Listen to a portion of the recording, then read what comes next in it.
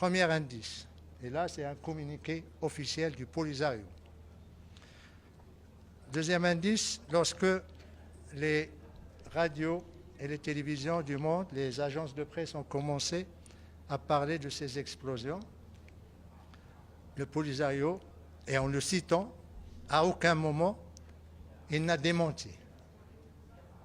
En l'absence de démenti de sa part, tout le responsabilise et tout indique que, effectivement, son silence confirme que c'est eux qui sont derrière ces explosions. Comment pourrions-nous qualifier tout en attendant les résultats et les conclusions de l'enquête de la police judiciaire de la Younes Mara? Nous savons que le droit international, le droit humanitaire international, les résolutions des conseils de sécurité qualifient toute attaque ou tout ciblage des civils ou des villes civiles comme acte terroriste, comme acte de guerre. Et bien sûr, ça suppose des conséquences et des responsabilités.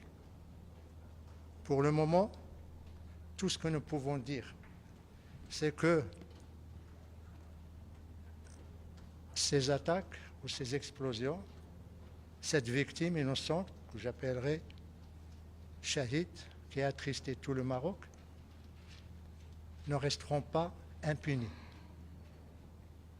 Les responsables devront assumer leurs responsabilités juridiques, mais également politiques. Pas seulement ceux qui ont perpétré ces attaques, mais ceux également qui sont derrière eux, ceux qui les abritent, ceux qui leur fournissent les missiles ou les katyushas ou les mortiers.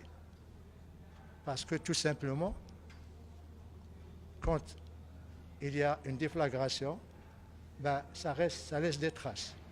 Ça laisse parfois des indices.